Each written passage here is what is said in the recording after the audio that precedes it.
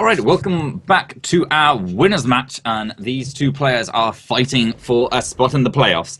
The first of them, down in the bottom left-hand corner of Daybreak, we have a green Zerg for your viewing entertainment. It is 440 Gaming, the Giant Gnome. And we've got some team-on-team violence for you, ladies and gentlemen, because in the top right, it is his golden Protoss opponent. 440 Gaming, Coldflame. And we do have a bit to talk about already in the game.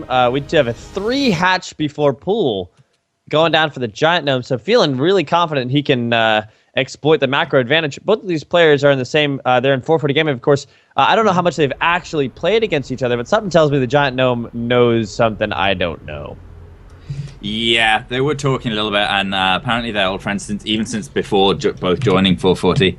Wow. Looked like they've been around each other a little bit, which is cool to see. And 3 hatch for pool. People used to think it was like safe to do against Forge Fast Expand and not so safe against Gateway. But the thinking's actually swapped the other way around quite a bit recently into people scouting Gateway and thinking, okay, I can 3 hatch for pool. I just have to be a little bit careful, not immediately join at my 3rd. And if they scout forward, they're like, oh, I'm going to be cannon rushed all over the shop. It's kind of interesting. But Coldflame, I think, is getting... Oh, I changed my mind. Oh, no, I might still be on the right track. Coldflame had a really good response to this. And he's just sending his first zealot across the map. And he should be able to get some damage done with this. One of the cool responses you can do is, on smaller maps at least, is just chrono out 2 zealots and send those across the map, and that can be really disruptive. But Coldflame is actually spending his chrono on his Cybercore. So he's going to try and punish this with some aggressive warp ins. Looks like he's going to go for 3 gateways. I don't think he's going to have time to add on another one. But yeah, we're going to see some pressure on the 3rd here. Going to try and take that down. Punish the Giant Gnome bit.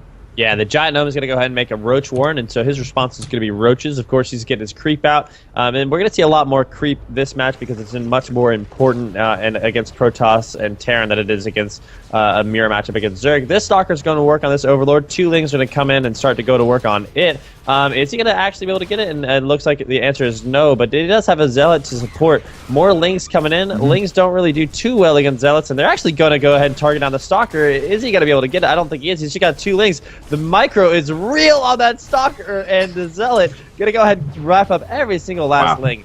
5 kills on that Zealot. Yeah, wow, mad props. 5 kills. The Stalker got one of himself. I actually think the Stalker took a bit too much more damage than it should have done. Stalkers can kite slowlings all day, and it's actually going to have to... Yeah, it's going to... Oh my god, 1 health! No, it can kite. It can kite that roach. It's faster than it off creep. Oh god. Oh my god. Oh god. This Stalker is the world's biggest bait. Destiny will be proud. Yeah, he's going to be able to actually kill the roach, and the Stalker lives. Yeah. He's going to get it, isn't he?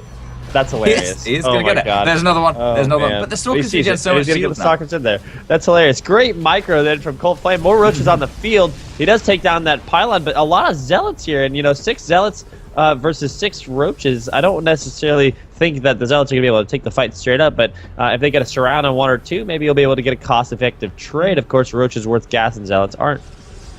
Yeah, maybe. I don't think so, though. It would be difficult for Coldflame to get surrounded without the Giant Gnome sort of screwing up somehow. But either way, the Giant Gnome did buy enough time, as impressive as the micro was for Coldflame and cost efficient. Giant Gnome bought enough time for him to get his roaches up, for him to sort of get into a position where he can actually defend his 3rd a little bit. A good force field, though, but it doesn't quite catch any of the roaches. It would have been like 1 hex stat further down, could have caught a couple of roaches. Yeah, it would have been able to force the roach into the side there, and he would have been able to get it with that Stalker because he's a hero Stalker with 3 kills. Of course, only 1 of his whole HP left over, but his full shield's up again. We do have a lair mutating for the Zerg player, and once again, the Giant Gnome getting a little bit supply blocked here. He's got 2 Overlords just now starting, and he's going to go ahead and lose that one. So this, unfortunately, seems to be a slight trend for the Zerg player. We saw him get supply blocked at key points of the game against Vitros in the ZVZ matchup, and do you think that might be something maybe he's not necessarily used to the tournament environment or something like that? Because it seems a bit strange to me to be getting this supply blocked this often. Maybe. I mean, it happens to me all the time. So yeah, I get supply blocked as much as anyone else, so it's not really, my place to say probably. Yeah, I know. Either way, John, I'm actually just going for single upgrades, which is really kind of interesting. I've only seen very specific builds. The general style in ZVP for the Zerg anyway is to go straight for double upgrades, and usually like Hyun does this when he gets tons and tons of roaches and just runs them around, being incredibly annoying with Burrow. He just goes for the single attack upgrade if he goes for any upgrade at all. And actually, the GiantNome is going to catch out a few zealots here. I've got the zealot with 5 kills selected. I'm going to keep track of that. Oh yeah, we've named him. Nice. He's able to trap 2 or 3 of these roaches here. That third roach is like, what? There's a gap there. Why can't I go through? He's just going to go ahead and die. Rip those roaches, and Coldflame taking a pretty fast third as well here on Daybreak. It took a couple minutes. Actually, man, that's about a normal tiny third. And oh my god, I've just looked at how many cannons there are there. That's a lot of cannons. This is going to be well defended. Yeah, he's really, and he goes ahead and takes out the changeling with all those cannons. Of course, he has to target it. But does he? Does he have to target it? Yeah. Okay, that's it. And so he does have the third going up a little. Like, I think probably 10 minutes is right when you want that third to be thrown down. That's probably the most advantageous position. So just a little later, only a minute though, not too bad. And we do have the game kind of, getting into that long haul, and we have a Void Ray coming out for Coldflame, plus 2 missile attacks for GiantNome, as he's going to go ahead and get Hive. This seems to be a decently early Hive. I don't know what in the ZVP meta this is, but there's not much really happening right now. So it's pretty it's taking a little bit of a stabilizing moment. Yeah, this is a pretty fast Hive. I think this is going to be a. No, I changed my mind actually. This is a little bit late. This is no, the Hive's still quite fast, but this is a little bit late in the timing I was thinking of. But this is going to be for Vipers, basically. GiantNome's going to be trying to go for a Roach Hydra Viper sort of play. No Hydralisk out on the field just yet, though. It's still just pure Roach, and that means this Immortal and the Sentries, the Force Fields, are going to be able to zone out low-range Roaches so effectively. Lings get through there, but the Roaches are going to take a lot more time, and cutting off the supplies, cutting off the units, army in half for the GiantNome is really nice by Coldflame. Some good use of force fields there. Good force fields. He's trapping a couple, but I think maybe he should wait a little bit to see if he's going to need the force fields a lot more defensively, because we have a lot of units and he's using a lot of these force fields here. Of course, he's getting concave here. The Roaches are coming in, but the Immortals, of course, are true, and there's a lot of Zealots here that are able to. Well, now there's only just 3, but did our hero die? The one with 5 kills? I don't think he exists anymore. Oh, I don't think he does either. There's another one with 4 kills. The engagement going steadily in favor of the Coldflame, but I think he's going to have to pull back here. I don't think he can continue this push. Yeah, such is the price of war. The Zealot hero falls, but many more will rise to take his place. Got walked back to Aya. Charge coming in as well, so Coldflame clearly making pretty good big commitment to Zealots, and Zealots are good. I don't blame him. Coldflame's actually a little bit behind in upgrades, which is kind of surprising, because he got that forwards very quickly, and I feel like a lot of the big heavy hitting Protoss units scale a little bit better with upgrades, Immortals and Colossi and such. But yeah, agreed. Either way, GiantNome's going to be taking his 4th base, and he's got that Hive now as well, so he can go for. I want to see what the tech is, whether he's going to try for a big Ultra switch or whether it is for the Vipers. I'd expect to see Vipers, and he's kind of getting the muscular augments, the Hydralisk upgrades, but he hasn't built any Hydralisk yet, so I want to see some of them out in the field. Oh, actually, big engagement coming over here at the 4th base, and where are the force fields at? There, the force fields come, but the Roaches are still able to get the hits on the Immortals. I think they took out an Immortal, didn't they? And they're going to take that one out. I don't think they took out the reinforcing Immortal, but they managed to get on top of an Immortal just before the force fields went down, and took out all of that hardened shield. And here he comes in again. Not enough force fields though this time, and those Lings are going to tear through this army. However, still no answer for the Void Rays. Where are the Hydralisk GiantNome? Yeah, the Roaches don't shoot up. He's going to lose the 4th. One thing I want to do call attention to, we have been on 3 bases, of course, for some time, as there's another Zealot warp in going down here in the natural, getting a lot of Ling kills. We've been on 3 hatcheries for some time, and those Zealots are going to survive. I guess the upgrade advantage is true. They're going to get under these drones. They're going to try and take out the Evolution Chamber. If he targets it, it's okay. Now he's going to get surrounded. He almost able to cancel that upgrade, which is Ground Carapace level 1, of course, the armor upgrade for Zerg. One thing I want to talk about, Coldflame is on almost relatively even drone or worker count, 65 to 65, so it just even up. And when you are Zerg taking 3 hatches that quickly, I feel like you should saturate much quicker on drones. Yeah, you saturate much quicker, and I think Giant Gnome has been at that word count for a little while longer than Coldflame has. Of course, he also had to build. He still had to build those all those units to defend against Coldflame's pressure when he went for that 3-gate with Warping. But the Giant Gnome actually went for a little bit of a slower 4th hatch rate than I feel he maybe could have. Like when he had, I think it was quite difficult because Coldflame still had that proxy pylon up where Giant Gnome wants to take his 4th, and Giant Gnome's going to try and double expand here, but this one's definitely going to go straight down. He needs to cancel that, and does. And I know there's still no hide list out for the Giant Gnome, and I don't know why. They have so much more power to this army. Yeah, and you know what? The response is already there from Coldflame when they do eventually come out, and the High Templar, of course, are going to have the Storm upgrade. So you know what? Hydras are light bio, and the Storms are now going down. Are they true? And there's 2 really good Storms. Oh my God! The Hydras are almost automatically obliterated, and now the engagement is going to go the Giant Gnome's way. But in the end, there's nothing here to counter these Void Rays because, except for Queens, which do decently well. They do trade well. Okay, so now there we go. The Void Rays are going to RIP and join their friend. I guess we named him Rupert, the Zealot in the Ire Afterlife, and Giant Gnome defending, but you know, in the background, Coldflame is taking a 4th. He's getting his upgrades in. You know, he's producing a lot of units, 2 Immortals at a time right now, and of course, you see the units that he can warp in one go. A lot of cannons to defend his expansions, and Giant Gnome has a supply lead, but that's about it. Yo, there's 4 Immortals here, and with Storms, these Roaches, the Time Warp. The Time Warp and the Storm are annihilated there. So they just have to back out immediately. Yeah. And the Giant Gnome really needs something else. Roach Hydra is not a late game army. Roach Hydra Viper is... It can go into the late game, but it's going to start scaling off from basically now on, especially when he doesn't have... he only has 3 bases to his opponent's 4.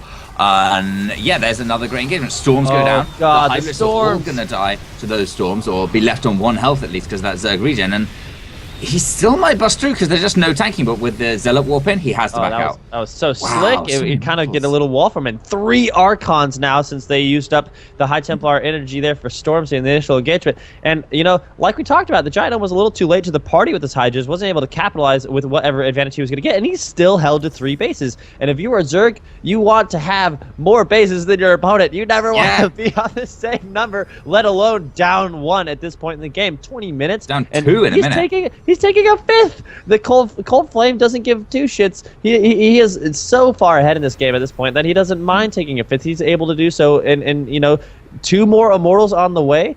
Finally getting +1 armor, but at this point in the stage of the game, I think he has +3 attack. He does. Yeah, he does. You know, I want to talk for a minute. I really like Coldflame's army composition because the Giant Gnome, he's going to need to transition really, and I'll talk about it in just a second because he's moving in, he's going to back off.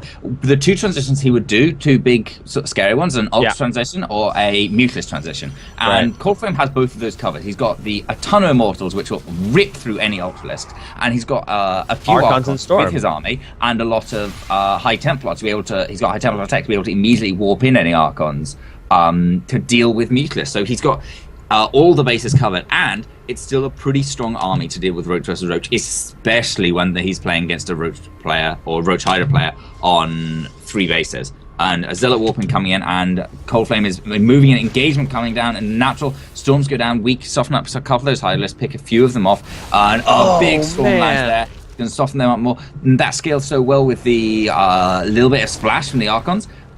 But the Archons are kind of important here. That he needs quite a bit of tanking for these Immortals. The 4th base gets taken out again. Coldflame is all over this. Yeah, what does he really do, the Giant Gnome, to get back in this game? He's tried to take the 4th several times by doing the double hatchery trick, where if you lose one, maybe your opponent doesn't know about the other. But the Coldflame all over it, knowing about it, has proxy pylons all over the map if you look up to that north-hand position. So he sees every time both bases are taken. The Time Warp goes down, Storms right on top of these Hydras. 3 go down, and you know what? This Zerg army is all but disappeared. GG is called from the...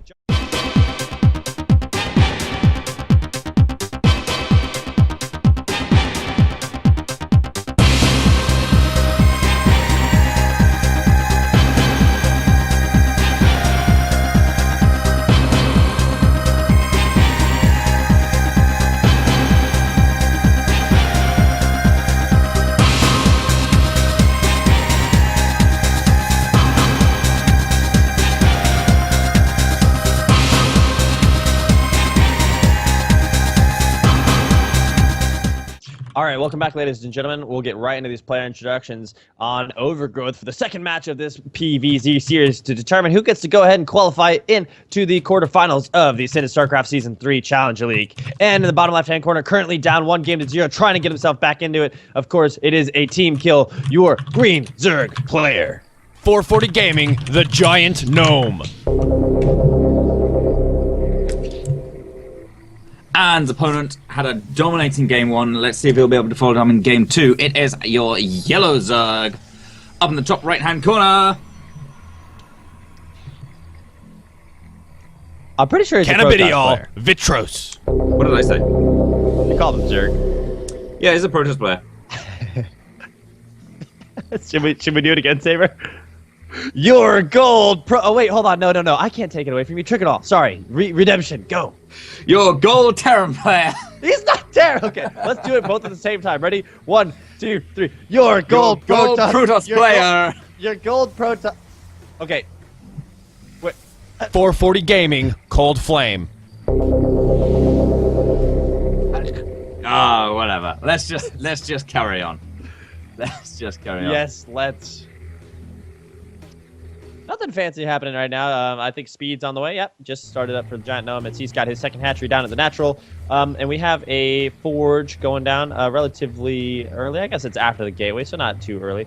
He's getting his Stalkers out. Of course, he's got the Cybernetic score. That Forge down there going to make part of the wall at the natural. And I think the Coldflame player, I think he's expecting a little bit of early pressure. So this response here is going to be, to play it a little safe and get some cannons out, maybe early. Yeah, Coldflame going for pretty similar sort of build to what he did last game. And Giant Gnome switching up a little bit. Last game he went for 3 hatch per pool.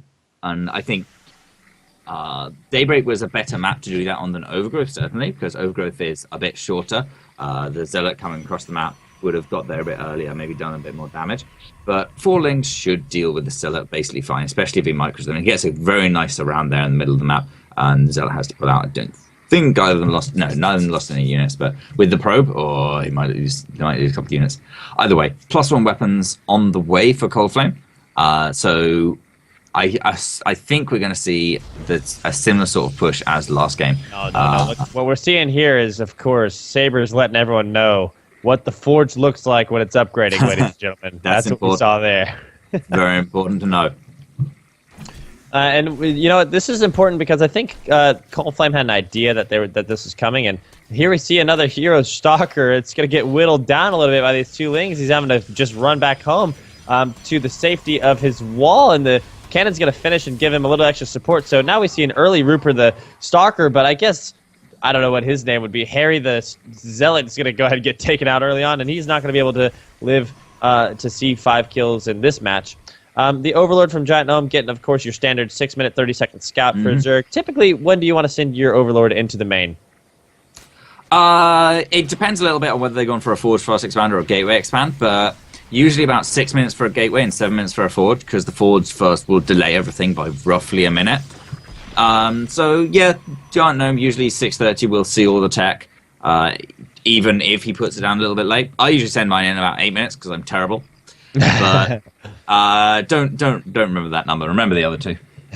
Yeah. So that, of course, is a key thing. Then I think a lot of I started noticing it more when I broke into Diamond. I was like, hey, those Overlords are showing up all at the same time, as we do have Lings coming in here for the Giant Gnome. I'm going to get a surround on all these 3 Zealots, and I think they're going to get all of them. A 4th Zealot going to join the party, and of course the Mothership Core shooting down and not getting shot back at. But all the Zealots look like they're going to go down, and a pretty big pickup, but maybe a bit even trade for even trade, just minerals for minerals in the middle of the map. But he did deny any sort of pressure that Coldflame could put out. I did want to just mention again that when it broke in a Diamond, I saw Overlord started to go into my base pretty consistently at the same time.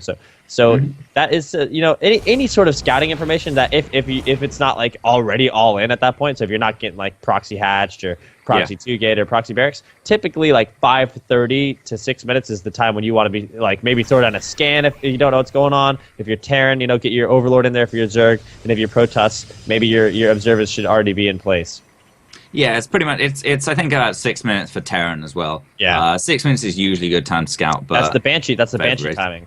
It's the Banshee timing, yeah, and you can see whether they're going mech or bio generally then as well. All sorts of good stuff, and against against Protoss, that just delays everything if they go forward fast expand. But again, these zealots get surrounded, but these are +1 zealots, so pretty much in any situation they're going to be trading at least in an okay sort of fashion with these lings, but that was not the best it could have been, and the Giant Gnome gets quite a lot of map control with this.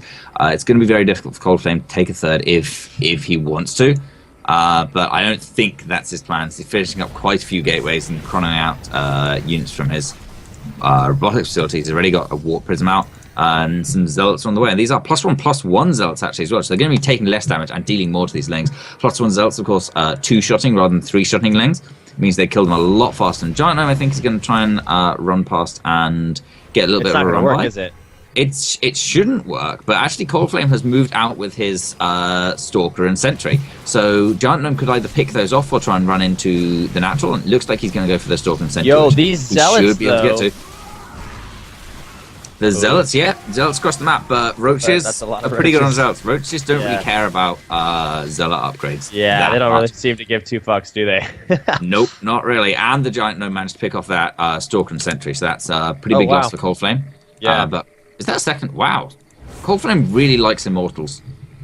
He does. Yeah, he used them to great effect in the first game. They've got to be his favorite units, man. He's got a +2 attack on the way, and an Immortal and a second robotics facility, so I think we're going to see more of the same from Coldflame. Yeah, I think you're pretty much right, but Giant Gnome has had a lot of lings come out very recently, so lings are pretty good on Immortals, but the zealots are pretty good on lings. It's all a balance. I don't know how it'll play out. I've never really seen anybody go Immortals as sort of a backbone of their army in ZVP. I mean, typically when you get a lot of sentries, like, that is the unit, right? Yeah. When you're going for an all-in, sure, but not as just a general macro play. I'm just going to build Immortals 2 at a time the whole game long, sort of thing. Really, that's interesting. Giant Gnome is building a hide list den again. My big hope for this game is that he uses it to build hide lists. You know what? Typically, that's the response, ladies and gentlemen. Is when you see a Hydra list go down, you're likely going to see some Hydras. Yeah, but I'd like to see them this game before like the 20-minute mark, which is I feel when big engagement actually. The force fields, how good are they for Coldflame? I think they could be a little better. Trapping off the roaches is pretty nice, but a lot of these sentries are going to lose their lives. This Immortal is very well protected though. But honestly, like, look, think about it. All those force fields are taken away, so now he doesn't have anything left. There's no energy on those sentries. They're just tickling these roaches, and they're not really doing much else. He needs to keep his sentries alive because those are the high gas units. And, of course, the more you keep them alive, the more force fields you have. But really good, the lings forced the force fields out of him. And, you know, it's like the Giant Gnome took a really good engagement there and forced Coldflame to use his force fields earlier than he needed to. Yeah, Hydrix on the way, so good response from him. We do see a bit of a push here from Coldflame. Yep. And, you know, I don't know if this is going to work out too well for him. Oh, he takes out the warp prism. Oh, wow. Really nice. Now Coldflame isn't going to be able to reinforce this push. I think at all. No, there is a probe out on the map.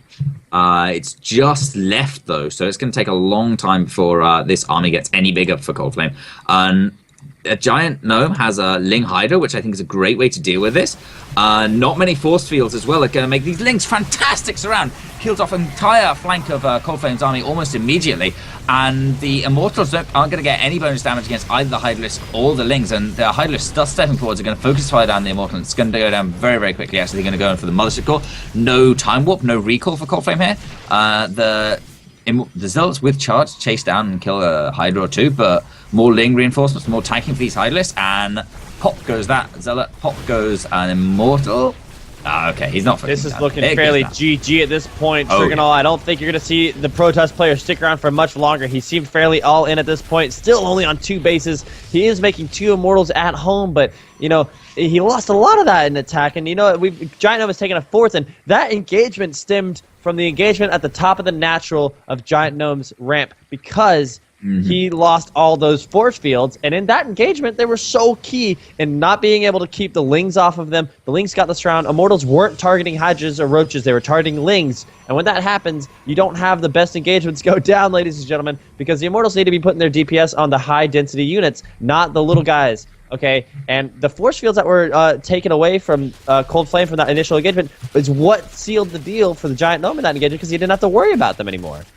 Yeah, absolutely, and now the Giant Gnome actually taking a 5th base. Nice. This is like the opposite of what was happening in the last game. Now he's up 3 bases, which is fantastic for his player. Huge round the links, all getting on top of the sentries, the immortals, forcing them to use their force fields to not die rather than to actually kill Zerg units. And they can't zone out the Hydralisk now. And the Hydralisk, actually, Coldflame just got trapped by his own force fields. Fantastic play.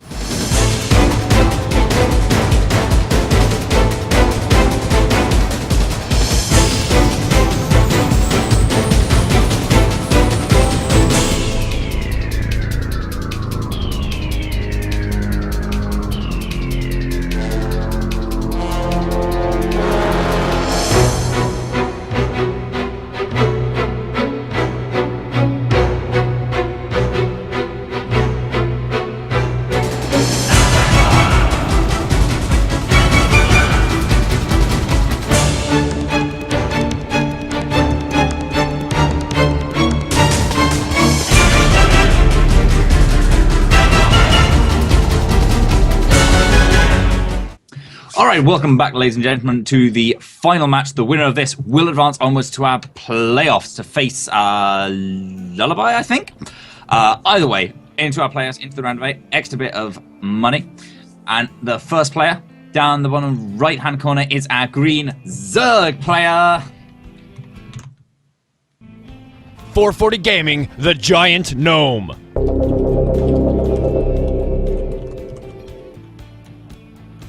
And his opponent in top left took game 1 pretty convincingly, lost game 2 just as convincingly. It is, of course, the Giant Gnome's teammate, your yellow Protoss player. 440 Gaming, Coldflame.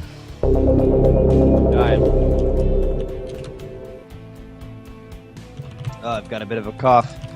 Akalong Waste, though, of course, is that map that we saw a quite famous 3-hour-long PvZ match in which there were a lot of swarm hosts, there were some Tempests and Colossi, and it just seemed like it took forever.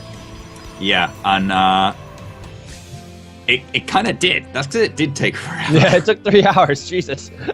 It took a little over that. 5k was the man, but I don't think we're going to see that out of these two players. The Giant Gnome doesn't seem to be the one to go for that sort of turtly swarm host play, and Coldflame seems to go for a lot more unconventional army compositions. At least slightly more standard builds, but then into really weird arm compositions, and actually putting all of his probes to try and get those 2 links. Doesn't quite manage to do them. How did those even manage to slip into Coldflame's base? That shouldn't happen, surely. Well, what happened was Coldflame actually went for an earlier Nexus than usual, being Akalong Wastes, the distances. He scouted spawning pool first, actually, out of the Giant Gnome, and from the Giant Gnome we actually saw early 3-hatch. Generally, we saw 3-hatch before pool, even on Daybreak, which was the first map. Yeah. And then on Overgrowth, he made his 3rd hatch after spawning pool, at least. But still a fairly greedy, and I think he's going to go ahead and take his 3rd right now and keep in with the trend. But Coldflame, the Giant Gnome asking, where's the 7 gate? And these two players know each other, so of course, trash talk abound. But we do see these 2 links getting here. Might get a probe or 2. Pretty decent micro. Now the Stalker comes in, and it's going to go ahead and ward off any further link aggression. But like I said, the Coldflame going for that earlier Nexus, and we're going to see if he goes for maybe a quicker 2-base all-in. Yeah, we might do that. And I don't know whether this is just part of Coldflame's build order or whether he's trying to play some mind games.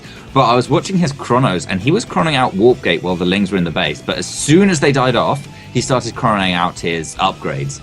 So I don't know whether he's trying to persuade his opponent that he's going for some kind of pressure and then getting upgrades behind it. But I think he is actually going for some kind of pressure, given that he just threw down those 2 gateways. So we're going to see, I think, a +1 4 gate with Zealots. Hitting in just a couple minutes. He's got that probe out on the map to all the procs file.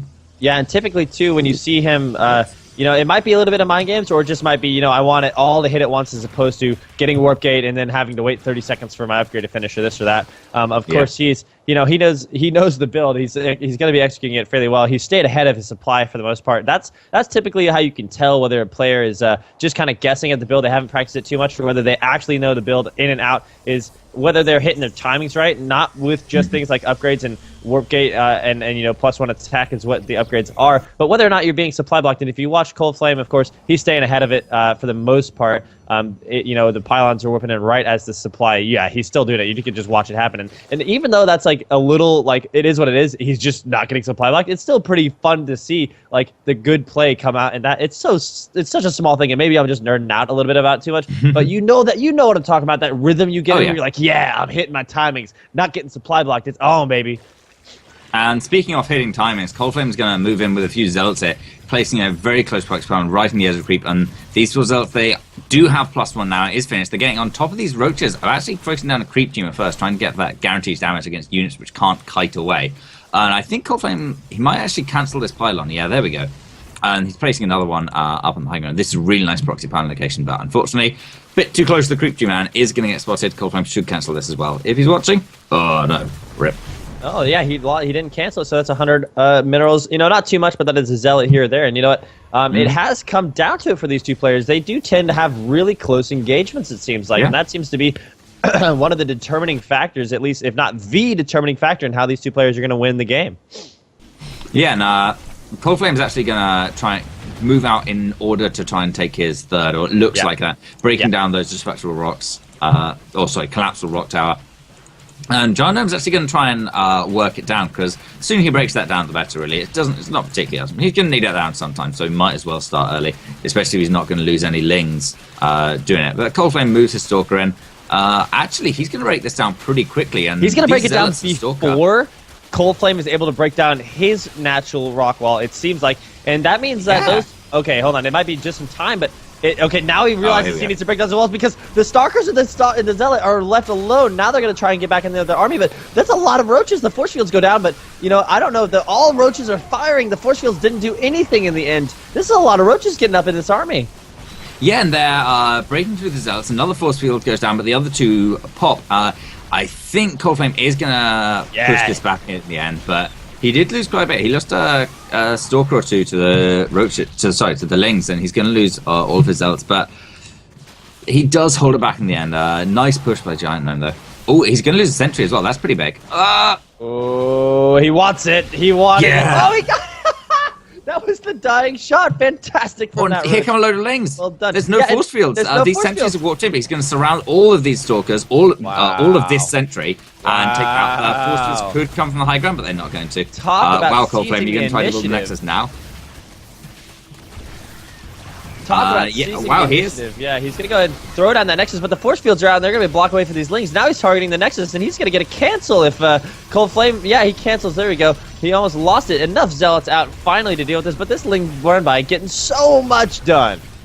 Yeah, these Zealots, though, still on +1. The Lings still on no upgrades. Means the Zealots are still just going to absolutely tear through the Lings. Spire on the way from the GiantNome. This is a really great decision, because usually the risk with going Spire is you die to basically any kind of aggression from the Protoss, because you've got so much invested in a bank to make Mutalisks, and the Spire itself takes so long to build for a Zerg tech structure.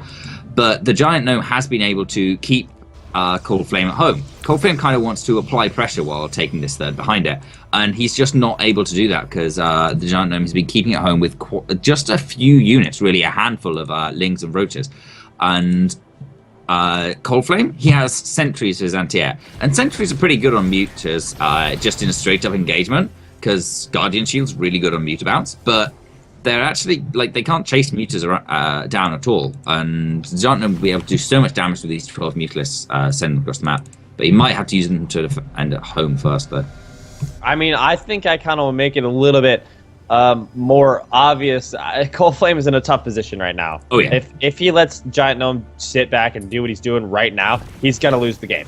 There's no ifs, ands, and buts about it. And he senses that, and that's why you see this push coming. He doesn't have likewise, the Lings are going to come together to surround the Mortals. The Mutants are going to be able to shoot pretty much for free, but there are a lot of, as you were talking about, Sentries here and Stalkers, but they're going to get focused down, and the Mutas are really paying the dividends here. Now, are there enough Stalkers to be able to contest this? I don't know. The Mutas are actually going to be able to win this engagement against the Stalkers, and after this, there's nothing else that shoots up for Coldflame. He's going to have to take those Zealots and Immortals and just try and make something happen with them, but, nothing to defend them from those Mutas. Yeah, nothing, but they're going to take a little while to die, and Zealots and Immortals kill things pretty quickly. The two Immortals are going to go down very, very fast, but now they're just fighting the Lings, and they don't really have any other choice. So, yeah, all these Zealots are going to go down. And now Coldflame back at home has to be in panic mode a little bit. He's throwing down pylons in his third. He's throwing down pylons behind his middle line so he can try and get cannons up to defend his precious probes from these nasty evil Muclis, which are going to try and sneak down and drop on them. But I don't know if it'll be fast enough. Yeah, it's a race against time. Oh god, it's a race against time. I don't think he can win. There's so many mutas on the field, and even if it's just Lings, like at this point in the game, like what are you going to do to, what do you have to go against it? I mean, Stalkers do decently, but look at the mutas just tearing up this probe line, and they're all nothing else to defend it. That photon cannon goes down. That one's going to get targeted as well. And when Zerg gets this big ball of mutas, and they are just able to do whatever the hell it is they want to do with it across a map as big as Akalon Wastes, zooming in and out of the natural sniping photon cannons, probes, stalkers, and look, he's still staying. He's taking this fight, and he's winning. Yeah, and Coldflame's trying to bring down his natural, but yeah, he's won. He's out of range of these cannons. He doesn't need to be in them. Completely taken this third base. Coldflame's going to lose the Nexus even, I think. There's a few Stalkers coming in, but I don't think they're going to be in time. The warping's not going to be fast enough. Yeah, you can just focus this down, fly away, fly into the main if they want to. There weren't any cannons in the main. If he could have gone into the main, he could have done a lot of damage there.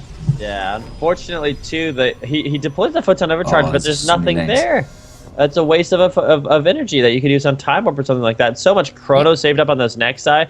They're not really doing much good. 155 supply to 72, and this is a push that looks to end the game. Giant Gnome, a lot of Lings here. They're gonna get right in on this. Coldflame broke down his ramp, so now the Lings are gonna get all in on this.